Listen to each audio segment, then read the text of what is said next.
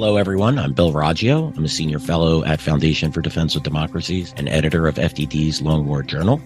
This is Generation Jihad, the podcast that covers all things in what used to be known as the global war on terror, but we now call the Long War.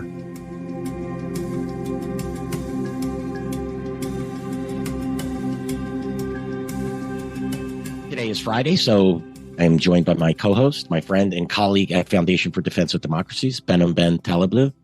Behnam focuses on Iranian security and political issues and so much more. He's an expert on the militias and all the things happening with Iran. Behnam, happy Friday. Happy Friday. Great to be with you, and not so happy Quds Day. Yes, exactly. We'll get into that in a little bit. Like to hear your opinion on what Quds Day is and what it isn't. Today, also, we're going to have Joe Truzman, our Monday co-host, also my friend and colleague at FDD. He's going to join us as well. He's a senior research analyst at FDD's Long War Journal. Joe focuses on Palestinian terror groups, Hezbollah, the fighting in the region, militias, etc. Joe, happy to have you on Friday. Hey, really happy to be here with Bill and Behnam, and yeah, happy Quds Day to everybody. Yeah, right. I think this might get contentious quickly if we keep praising Quds Day. Well, look, we got a bit to discuss. Some happenings this week. Israel launched a strike in Damascus that killed an Iranian general, and it's a little bit questionable where the strike took. Did it take place on a diplomatic compound? Should we even care? What are Iran's potential responses to this, and what has Iran said about this at the time? There's a report out there that on Thursday that Israel's canceling leave for combat units and calling up reservists, blocking GPS signals, supposedly in response to a potential Iranian advance. Then Hezbollah leader Hassan Nasrallah, he lauded the Iranian general that was killed. And we'll discuss what his statements were. What does that mean? And should we take him seriously? We'll discuss Quds Day. And then finally, has the Biden administration turned on Israel? A lot of news coming out of that quarter from the administration, a lot of pressure being put on the state of Israel. I find this highly ironic. Israel is targeting a terrorist group that attacked it on October 7th, and then Israel is being held up as the bad guy here by the administration. I see zero criticism of Hamas lately from the Biden administration. This is very stunning and very concerning. Anyway, let's get into it. Joe, I'll start with you. So give us the details on the strike that killed the general from the Islamic Revolutionary Guard Corps of Iran. He was killed in Damascus. Where did the strike take place? Who was killed? Do we know anything about? Obviously, it was a senior general. Who else was killed alongside him? What was their import? What was their role in all of this? Right. So yeah, I'll just keep it super brief. So I believe it was obviously earlier this week. I think it was Monday. Monday. Monday. So this is interesting here. So Israel has been attacking. Well, for a while now, for months actually. Israel has been targeting.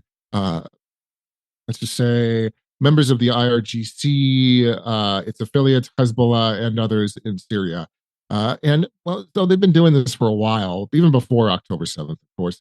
There's been a noticeable uptick in strikes against them following October 7th. So, nevertheless, just last Monday, Israel targeted these, specifically this Brigadier General Sahedi, and but the interesting thing is that where it happened, right? It was right beside the Iranian embassy in the capital, in the Syrian capital of Damascus. So this is a little different than the usual strikes that we've seen against Iranian figures or Hezbollah figures in Syria.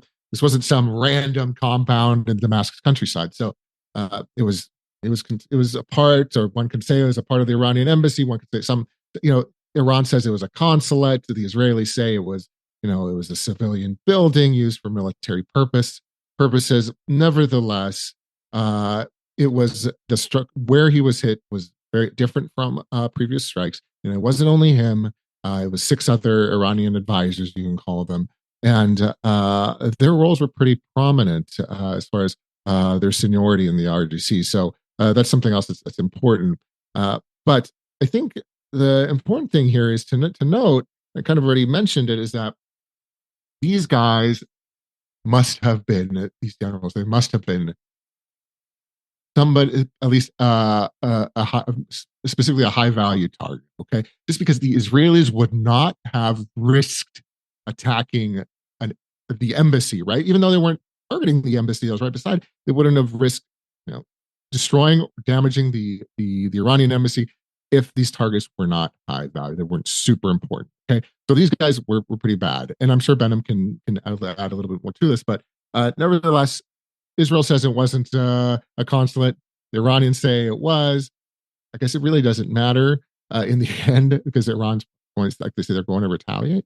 But that's the big thing. It was their seniority, right, and where they were hit. So I think that's this event is what separates from other events that we've seen, other attacks against IRGC personnel. Behnam, do you have more details on Zahedi? And apparently his deputy was also killed in the strike, and the other officers. And should we care that if this strike took place in the Iranian consulate, outside the Iranian consulate? My opinion is the Iranians are sponsoring attacks on Israeli soil every day since the Hamas launched its attack and allies launched their attack on Israel on October 7th. And should the Israelis at this point really give to about where they actually target Iranian generals? It's an excellent question. And some might say that norms die, or kind of diplomatic principles die, when both sides begin to violate. But there is a cause and effect here in terms of the transgression of those diplomatic norms. Some sources, particularly Arab media sources, have been talking about select, floors or rooms even in that facility belonging to the consulate, and the rest being residential, the rest being something else. That tends to make it a consulate in general. There are lots of places in Washington and around the world that also have divided half consular, half business office space as well. But here's the real proof in the pudding. The Islamic Republic of Iran showed you really how much it cared about these norms less than a year into its existence on November 4th, 1979, with the storming of the U.S. Embassy in Tehran. The Islamic Republic continued to do things outside of embassies, to transgress and breach walls of embassies. Remember 2011, the storming of the British Embassy, 2016, the attack and the storming of the Saudi Embassy as well as the Saudi consulate.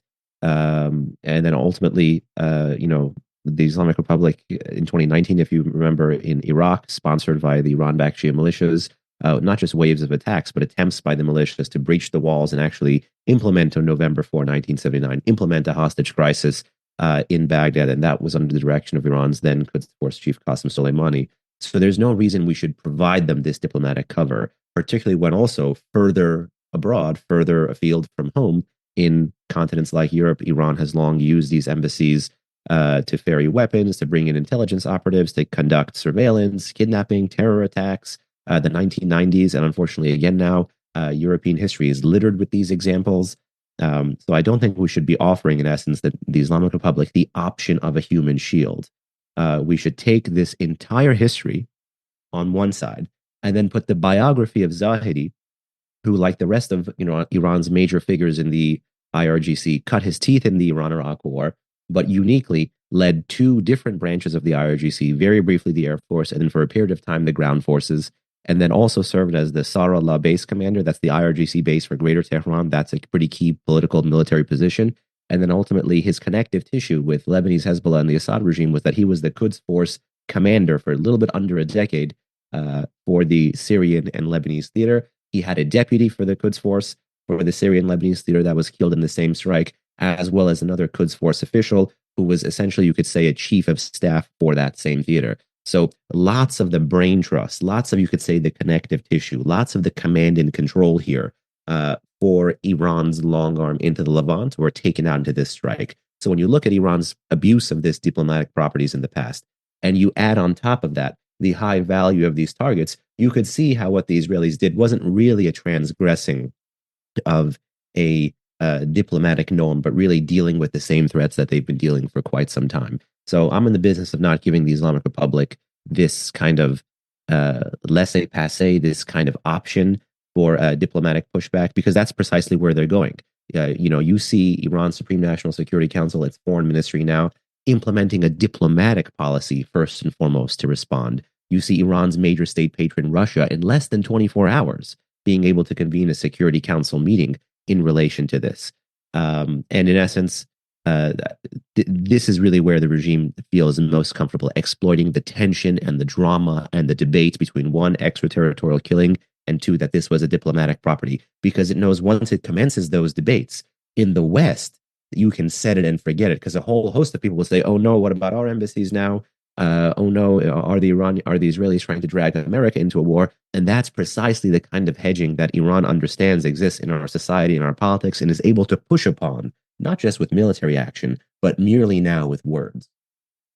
Yeah, it's interesting how those in the West forget, and as you laid out, Iran's history of attacking embassies and consulates across the world.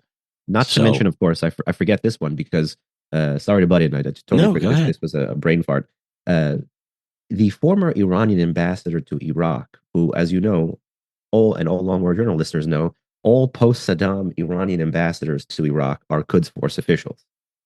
The former one, Hassan Nasrallah, gave an interview to Iran's pro-IRGC Tasnim news agency recently, saying some very interesting things, including talking about the need to respond in kind to the Israelis. So again, picking up this "they hit a diplomatic facility" rhetoric by talking about the need to not strike Israel directly, but to go after Israeli diplomatic facilities. And he even gave an option. He even said in Europe. But the reason I'm mentioning this now is, of course, not just Iran's scaling and hostage taking against other embassies and burning and desecrating, but straight up terror attacks using a proxy you all have tracked, which is Hezbollah. Remember 1992, the Israeli embassy in Buenos Aires, 1994, the Jewish Cultural Center in Buenos Aires. So it's entirely possible that the regime uses this to beget a debate about how well to respond in the gray zone, not just against Israel, but against soft targets as well. You remember a series of botched terror attacks, I think, in Georgia and Thailand and India. Unfortunately, Hezbollah and the Guard Corps were successful in Bulgaria. So I would keep my eyes on that as well. And that tells you how much they care about diplomatic properties, human life, and culture and cultural centers. And even a plot in the United States to kill a Saudi ambassador. Is that correct? Yes, at a very overrated Italian restaurant. Yes. Yeah. I mean, it's funny, but if there is an attack on an Israeli embassy or a Western embassy, people will point the fingers at Israel and failing to ignore Iran's long history of using its embassies as launch points. And look, every country embeds intelligence within their embassies. There's a degree of that. We get it, right? I don't want to be, hypocritical or anything like that.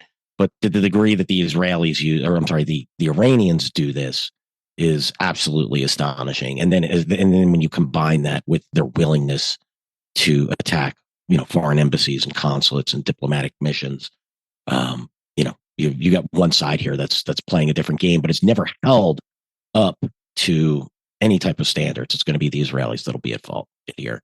Yeah, you guys tell me if this is the proper phrase I'm paraphrasing. It's from the sports world, so you have to forgive me. But it's the ref always catches the retaliation, or yes, the ref only sees the retaliation, right? So the movie starts for so many people on Monday with, oh my God, an attack on a diplomatic compound or a diplomatic facility or a consular facility, as if it came out of a vacuum. As if this guy didn't have that, distinguished resume I just read out to you right now. As if Iran's interest in Syria and Lebanon began perhaps that day or a week before. So this is really you mastered this phrase, the disconnect the dots, but we lack the ability to link cause and effect here. And we start at the effect, and that's how you get into the world of, the US, at least rhetorically and politically, is, putting distance between itself and its partners, no matter the drama, no matter potentially even the legitimate criticism, but at a dangerous time when the others, the adversaries, the patrons and the proxy networks are bridging the gap, are marginalizing the distance. So this is an own goal to create political distance as the adversary is narrowing political distance. And this is exactly happening right now. Literally, Hezbollah in the Nasrallah's Quds Day speech is lauding General Zahedi for his role in this resistance, is lauding the Islamic Republic, is saying that Iran is only being subject to so much external pressure because of its stance on Palestine and on resistance and on whatever else. So they're circling the wagons, and all our wagons are going in straight directions. Yeah, so both my daughters still play ice hockey, and they, dare I say, a little bit on the aggressive end. You're absolutely right. The refs always catch the retaliation. They spend quite a bit of time in the box over their long hockey careers. So, yeah, you got that one right, Behnam. So, what has Iran's response been to this attack officially? And has there we haven't seen any, at least that we're aware of, any direct targeting. Does Iran play a long game here, or are they quick to act to get revenge? Then I'm gonna start with you. I have a view, but I don't want to drone on and on because I think there's a couple things happening at once. And, we can get caught up in the headlines. Number one, and this is, your listeners are sick of me saying this, but Iran is a new missile power. Iran is a new drone power. And because of that, we cannot not rule out an overt attack. Once the capability exists and the intention exists, yes, they can't escalate all the way like the Israelis or the Americans can, but they have this capability. So it's definitely a non-zero chance of an overt kinetic conflict. But what really dampens that is past experience and current methods of warfighting. Past experience in 2022 and 2024, Iran responded against basically a made-up target in Iraq using ballistic missiles, claiming it was a Mossad base in response to perceived Israeli threats or attacks. So in this instance, it is possible to see missile action, but against a third-party country, a place that would be a permissive jurisdiction for the Iranians. So they can flex publicly. You can, what's the academic phrase? Face off and save face. You can do it in that way. What I would be very worried about, and there was one unconfirmed report from earlier this week, you guys may know better than I, that there was an attack on a U.S. base in Syria. I hadn't seen it confirmed. This is, I think, a very likely option that because of the American rush to distance themselves from the Israelis, and distance themselves from the attack, that again cements in the Iranian mentality that they are afraid of escalation. Therefore, you can get more by escalating. I wouldn't be surprised if there was a reactivation of some, not all, networks in the Iraqi and Syrian theater against positions in northern Iraq and in southeastern Syria, where our forces are located or co-located. And in that way, you can ignite the American debate about the Israelis are the ones who painted a target on our back. And that has a self-fulfilling prophecy for the regime as well. I am worried about that soft targets comments, the threats against Israeli embassies, Jewish cultural centers, not just in the region, but around the world. That is very, very significant. That I think is potentially likely, even medium to long term. The Iranians can wait that one out. I wouldn't be surprised if you have qualitatively different weapon systems, either from Syria or Lebanon, potentially even be fired as well. But in this case, there was a Khamenei speech from a few days ago everyone covered about him saying, I'm going to slap Israel or Israel is going to get slapped. Which, by the way, this slap phrase is consistently used by Iranian clerics. Khomeini even used to say, I'm going to hit America in the mouth. I'm going to slap them in the face. Like this rhetoric is long-standing. But I actually went through that whole Khamenei speech about this alleged slap. And there's only a small section about Gaza and Palestine and the resistance and all this stuff. And that's because he still sees the way the war is going, this is my view, as in his interest. As in, no matter the war chronicling and the war stenography and the war journalism and whatever else that comes out in the reports and social media about the Israeli military successes in the Gaza Strip, politically and strategically, Khamenei still thinks he's winning, even though his proxy in Gaza is getting clobbered. And in this sense, if the trend lines are going in his direction, these guys actually understand that sometimes less is more. And maybe 10 years ago, this kind of phrasing would be conspiratorial, but now they're using it themselves. That same former Quds Force ambassador, he used the word strategic patience, sabr wardi. He said that if we go out too big, we could invite escalation, not just from Israel, but from America. And in this sense, this is why the regime seems to be absorbing more than retaliating, or at least retaliating in a certain way. This is just my 2 cents. No, that makes a lot of sense. And I actually agree with you quite a bit. I think the militias certainly are one avenue. And I do think the Iranians, they play the revenge of the dish best served cold game quite well. They pick their time and place of choosing. They're not forced to respond. They don't react in a way that I think they perceive to be rash. They pick their targets carefully and for meaning. Joe, they're an Iraqi militia recently, right immediately after the attack, threatened, issued a threat to arm terrorists inside of Jordan. Tell us a little bit about this. I thought this was look, we all think, yeah, like you could step up attacks with the Houthis and they could do militias in Iraq and Syria. Agreed with all that. But this one kind of stuck out at me. You and I, we wrote this up for the Longhorn Journal because we felt that was pretty interesting.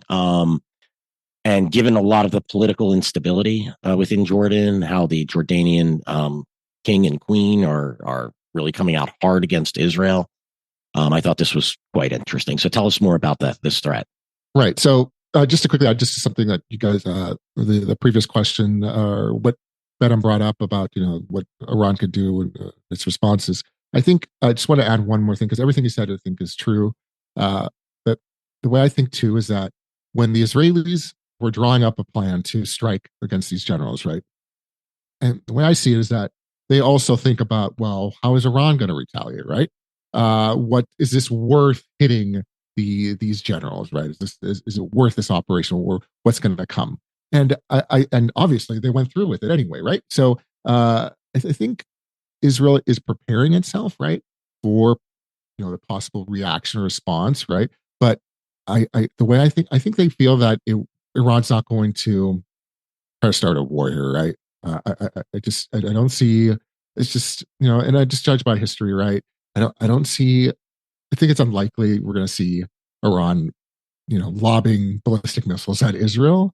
And interestingly, I want to add too is that there's a lot of fear, I think, and concern in Israel, right? There's have people telling me from Israel, telling me that there's people going into the supermarket and taking out money, and and rather going to the supermarket buying food and all this because of this retaliation.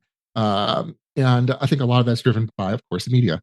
But nevertheless, I think Israel is waiting for the response, but I don't think it's going to be something over the top. All right, something that's unexpected here. So I just wanted to add that. But back to your question about the Jordan thing. Can I just ask you guys a question? Actually, yeah. Maybe I think Bloomberg reported the GPS thing. There's lots of people, even FDD VP Schanzer tweeted imagery of people driving past either missile components or surface-to-air missile tubes, or what could be components for fighter jets on trucks, moving towards border areas. Individual Israelis taking videos of this as they drive, as well as lots of reports now about scrambling, and Bill, as you mentioned, the taking off the home leave, or the delaying the home leave till later. I've seen the Islamic Republic kind of aggregate these stories as a sign of success. This is their revenge in some way. The freak out, what you were saying, Joe, taking out money, like over shopping, like they're causing this panic. Sometimes states don't need to get to a point B. They can live between the point A and point B, because that seems like it's enough. That can be magnified because obviously, and it will be magnified, but in essence, that could be part of their response. Am I overreading this here, or what do you guys think? Because I actually had a friend in Israel tell me about the GPS thing and how it wasn't working even in parts of Tel Aviv, and it just reminded me of how much I already used to get turned around in like the bars of Neve Tzedek. Now it'd be like impossible to like Google Maps your way home. I'll start with that real quick. Look, we have to remember Iran is already at war with Israel, right? Its proxies are launching attacks daily, as I said earlier. So, yes, there are additional things that could be done, but I'm with Joe here, and I'm with you as well, Behnam. I don't think they need to do something massive, or I don't think they need to go launch ballistic missiles at Israel, but it can be things like Behnam describes on the margins, or it could just be ratcheting up more attacks along the border, the northern border. It can be, getting the Houthis more advanced weaponry. I think there's a range of things, or it could be an assassination of an Israeli official, or, blowing up a embassy, or, a consulate, something that I just don't, and I'm with you, Behnam. I think, the fact, that freak out effect that the Israelis are experiencing right now, that is a victory of sorts for the Iranians. I do think that they're going to want to be able to point to something to say, this is our revenge. But I don't think they need to do that immediately. And I think that what's happening now is quite sufficient for the Iranians they're getting their pound of flesh just about every day. I think you had said something too interesting too, Behnam, that the Iranians feel that their Khamenei feels that they're winning. And I have to tend to agree with them. The U.S. alliance is fracturing. We'll get into that later. Whether it's superficial and for domestic politics or a real thing, it doesn't matter. It's they're showing cracks in the relationship that we couldn't imagine 5 years ago, 10 years ago, 15 years ago. And I'll leave it at that. Joe, what are your thoughts? You guys got it. It's perfect. I think also, there's like Hassan Nasrallah, right, in his speech. I think he sees how the Israelis are reacting, right? So these guys, these proxies, they feed off of that, right? So they'll notice, oh, look, the Israelis are all nervous, and concerned and worried because they gotta remember, Iran's proxies, they read the Israeli newspapers. They pay a close attention to what's happening in Israel. So, in a sense, this is sort of a victory already. So, and a shot hasn't even been fired yet by Iran, right? So, just the threat in itself could be enough, right? So it's just it's all very interesting. And Bill, I'll just jump to the question you originally had. Yeah, absolutely. Jordan. Get into the militia because this does play into it, right? Yeah, absolutely. This is part of the response. I don't think this just happened out of nowhere. The militias are taking cues, as you said, Joe. They're taking the cues from the Iranians. They're taking them from Hezbollah. They're taking cues from each other. Right. And in this instance, so one of the security official, or call him a commander, or one of the leaders of Hezbollah brigades, Abu al-Askari, he published a statement following the strikes in Damascus, saying that they will Hezbollah brigades has the capacity to equip 12,000 Jordanian fighters, members of the Islamic resistance in Jordan, which I've never heard about, by the way. Islamic resistance. I don't know what that is, but nevertheless, he said it. I mean, and Joe, this could be a possibility of them saying we're going to create the Islamic resistance in Jordan, right? True. That is true. Yeah, it's a good point. But what he's doing here, I think, is that, the problem is, just a little bit of context here, Jordan, especially over the last, let's say, week and a half, 2 weeks, there have been, every day there's been protests there near the Israeli embassy. And these protesters are supporting Hamas. They support Gaza, and they're calling for Jordan to end their peace treaty. And of course, they're supporting figures, key Hamas figures in the war. So this is creating some kind of bit of instability, all right, in Jordan, right? And I think what Abu al-Askari is doing here is that he's just flexing muscle, right? He's taking advantage of what's happening here in Jordan. So he's saying, listen, we can arm these guys, right? We can, something else he mentioned that they can, if they get the green light from Hamas and Islamic Jihad, if Hezbollah brigades gets this green light from these groups, that they can cut off the land border between Jordan and Israel. I don't know how they will do that, but anyway, nevertheless, he said it. So he's making these threats. But again, I think it's just muscle flexing. He's just flexing his muscle, right? I don't think it's actually going to happen. But something interesting I'll add real quick is that overnight, there was a shooting attack against an IDF military vehicle from a suspect that from Jordan. All right, he didn't cross the Israel-Jordan border, but he got close. He took some shots at an Israeli vehicle and went back to Jordan. So I think he's just trying to foment violence here. Askari is fomenting violence here because he sees an opportunity, right? He sees the instability growing. So, but it's interesting nonetheless because you don't hear a lot about Jordan when it comes to the Islamic resistance, or you just don't. I mean, they use their airspace to try to strike Israel, of course, against Jordan's will. Just want to say that. So yeah, I thought it was very interesting because this happened just a few days ago. The statement that came out. And I tend to take these threats seriously. I definitely believe it's aspirational, but something that also can't be discounted. What if Lebanese and Iraqi and Syrian fighters start infiltrating into Jordan and become the Islamic resistance of Jordan, right? But back to the point that Behnam was making, sometimes the little things or the unseen things can be just the destabilization, the continued destabilization of Jordan is a victory for the Iranians. The Jordanians, for whatever problems the Israelis have had with them, have been a decent partner for the Israelis to work with over time. And I think we're seeing those relationships deteriorate. It further isolates the Israelis, who have, poor relations, or maybe break even relations with its neighbors, with Egypt, with Jordan. Obviously, poor relations to no relations with Lebanon. And those types of things are victories. Any thoughts on that, Behnam? No, other than I agree wholeheartedly. Those are the kind of collective things that make victory. And also these states, as much as they are ideological, they're interested in continuing these conflicts. So it's a series of aggregate moves, a bunch of little things, and these actors, I should say, that get them to this point. So, Behnam, we had briefly discussed Nasrallah's speech. Can you just give us a good summary of that speech? And should we be taking Nasrallah's threats, his statements seriously? Should we take them at face value at this point in time? Well, it depends what elements of that speech. There's quite a few things in there. We have a friend and colleague who also comes on to the show at FDD at Longboard Journal, David Dawood. Sometimes I used to joke he was the Nasrallah chronicler because he was the first to tweet out like a long tweet thread, basically translating some of these speeches. I was looking at this speech through the English language press and through the Persian language press in Iran, both of them. And you got a couple of themes here. One, of course, is kind of that the axis of resistance is winning, that great victory awaits them. That, I think, is the regular kind of bluster. So is, the resistance in Lebanon is entirely ready.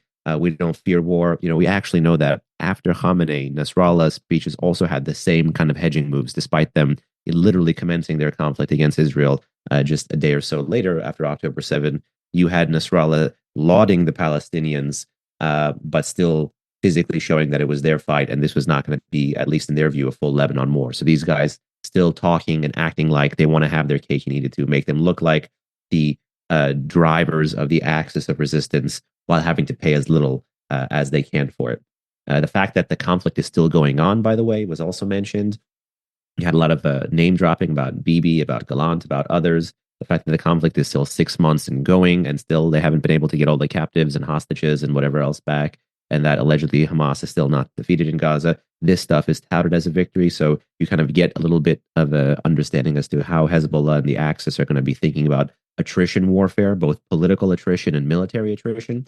And then also just kind of sucking up to the patron was very interesting. The fact that he said Iran was under all this pressure because of its stance on Palestine may be designed to do a little bit of lifting up in the Arab world of the kind of Iranian image and reputation, or at least the image and reputation of the regime.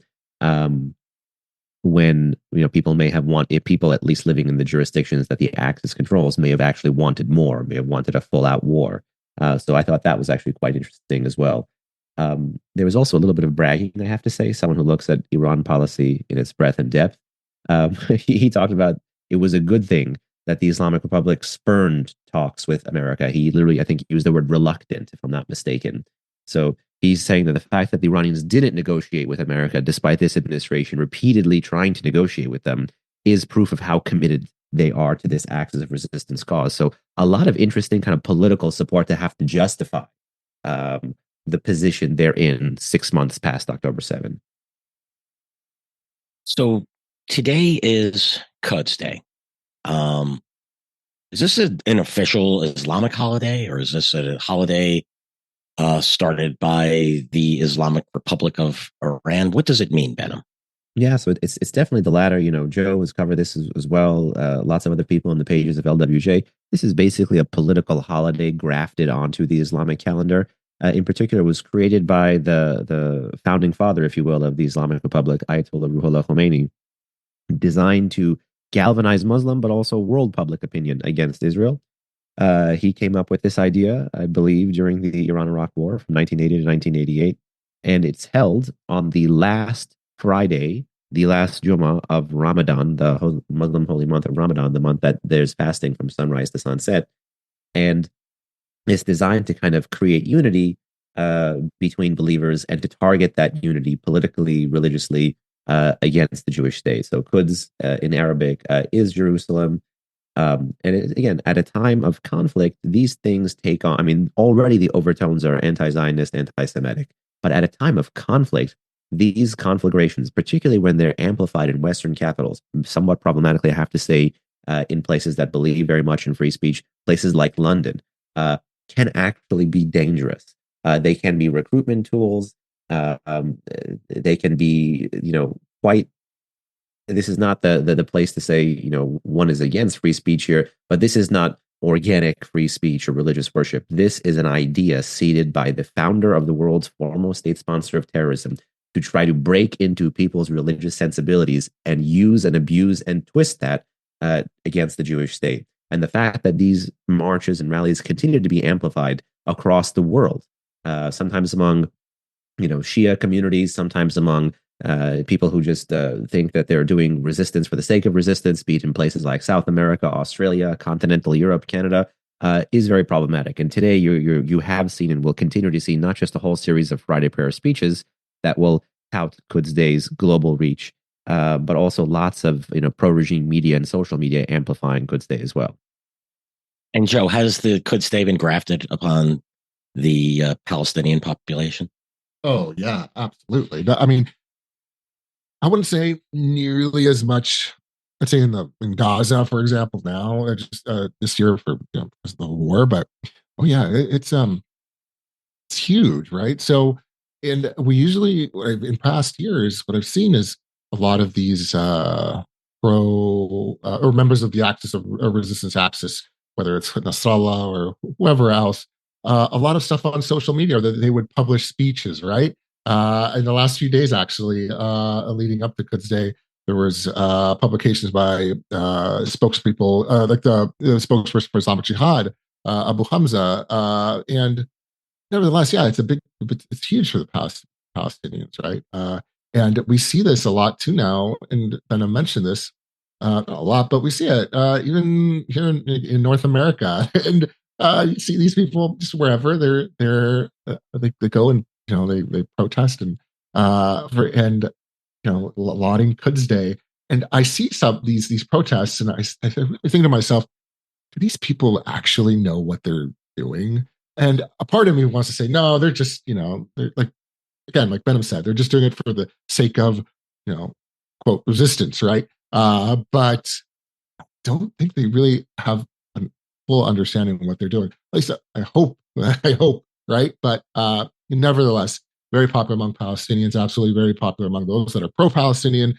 So yeah, it's this day, previous years, at least with Gaza, the Palestinian territories, and Israel, it's been marred by violence, especially in 2018. It was pretty bad in 2018. Nevertheless, it's Quds Day the way I see it. It's just the biggest day out of the year to hate Israel, to hate Jews, and all manufactured by the regime in Tehran. Yeah, and it's not surprising to me that that Quds Day could be grafted upon a group of people who will carry signs at protests in the West that say things like rape is resistance. So when you're willing to go there, you're willing to accept an Iranian, quote unquote holiday. So yeah, no shock there. The final issue, really we could have led with this one, but we chose to save it for last. There has been the acrimony between the Biden administration and the Israeli government, particularly with Prime Minister Benjamin Netanyahu. It's been in the open for the last, I guess I'd say, month or two. It really seems to be coming to a head this week, where the Biden administration is insisting that the Israelis not enter Rafah without a plan to provide humanitarian aid and evacuate. And really, they don't want the Israelis to enter Rafah anyway, not in a conventional military sense. They want the Israelis to launch counterterrorism operations. And we've discussed this here on the podcast multiple times. Be a massive mistake. There's still miles upon miles of tunnels. You're dealing with a quasi-military organization, an organization that is organized as a military, and to treat that as a counterterrorism mission, that would be insane. That would be like saying, just after 9/11, the U.S. should not invade Afghanistan, but should have just conducted limited raids while the Taliban was in control of areas, while providing humanitarian aid to the Afghan people. This is basically what the U.S. is asking the Israelis to do. It's absolute madness. And my position is the Israelis should ignore this outright and force the Biden administration's hand on this issue. The longer they delay in a Rafah operation, the longer that this dispute remains public and is out there. But I'm going to ask a question, just a generalized question here. And I'll start with you, Behnam. Is this has the Biden administration turned on Netanyahu, and by doing so, the state of Israel, or is this just the Biden administration, being public with its domestic political concerns, or is it a little bit of both? It's tough to say. There's so many ways to read the tea leaves on Biden and Bibi, going into this conflict, even before one would say that, Biden was different than lots of other Democrats of this generation because of his genuine belief. And of course, if we go in both in Zionism and friendship with the Jewish state, but also you go back a bit, you remember that even during periods of tension between the Obama administration, where Biden was VP, Biden ended up being the mediator. That could have been because of his closer personal ties, but also Biden kind of had this go along to get along vibe or mentality. That was the same case, of course, when the Obama administration had trouble with Congress. They would have to dispatch Uncle Joe here to kind of mediate and mull over things. And in the immediate post-October 7th space, you had Biden come out quite strongly. There were lots of people in the Jewish community, people from Israel, really proud of how well and how closely he stood with them as the conflict kind of evolved or actually began. And everything that people had predicted about a potential war with Gaza came to fruition. People saw the closeness of the Biden-Bibi relationship and the American military support and the second carrier there and everything else as what people termed a bear hug. I don't necessarily see it that way. People said bear hug because it was designed to kind of stifle any criticism, but also kind of overgive in terms of military and political support such that they wouldn't have to pay costs of having to continue to give as the conflict went down and evolved. But nonetheless, the conflict continued to evolve, and that giving kind of had its own expiration date, such that there's significant political, demographic, geographic pressure on the Biden administration, not just from the Arab and Muslim and Palestinian community, but among large swaths of the progressive left, who see this conflict in certain ways on TV and in social media and the press and outlets that they choose to read. And it's like living in fundamentally two different worlds. I mean, who is and who isn't standing with Israel, not by talking about the Palestinian cause or about a two-state solution, but by people who use the G word, the genocide word. And these are things happening quite literally in Washington today among flanks of the president's previous to October 7th supporters. So all of this is a very long-winded way of saying that the administration has tried to keep the military support going while alternating its political strategy. And that has evolved into essentially everything from very publicly standing with Israel to, Blinken's testimony on the Hill to Biden's almost crying speech, to fast forward to the drama of the phone call very recently, the quote unquote not planted, but obviously quite planted leaks about how frustrated Biden is with Bibi and the situation here. And I would simply caution that side. A lot of people are couching their anti-Israel and potentially, I don't like to throw this word around. I don't believe in the mudslinging and the name calling or whatever, but in general, the anti-Israel and even anti-Semitic views as merely being anti-Bibi. And this is quite odd because you actually do have a national unity government right now. And you do have people in Israel of a fundamentally different stripe who, despite them wanting to prioritize the hostage mission over the destruction of Hamas mission, you would still have a fundamentally similar kind of military engagement with Gaza while having to worry about the rise of Hamas's popularity and Iranian potential infiltration on the West Bank in an Arab world that is fundamentally changing like lightning speed all around you. So all of this is to say that Biden doesn't think he can solve this. He thinks he can manage it.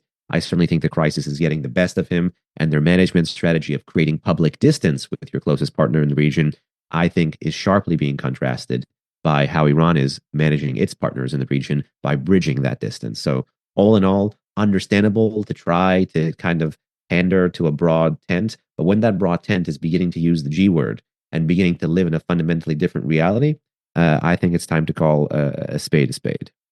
Yeah, I have to agree with you. I mean, look, there's people out there who joke, Biden has a two-state solution. It's Michigan and Minnesota, right? Because I didn't hear that. He's pandering to the Muslim communities in those two states. And the problem is, and as we've seen, right, he's having these meetings and with Muslim leaders, and they're walking out. They're saying they're not happy. I don't think he's gonna win that audience. If this is purely a domestic political issue, and if it is, it's highly irresponsible. Because what bothers me about this, and I think, Joe, you'll agree with me, the more he gives Hamas and company reason to believe that the administration is turning on Israel, whether that's true or not, the more Hamas is just going to hold out. And the more that Iran and the militias and Hamas and Palestinian Islamic Jihad, the more they believe they could run out the clock. And I think this is fundamentally dangerous. Joe, your parting thoughts on this? Yeah, no, you're absolutely right. Actually, I think Nasrallah said it a little bit of a speech today.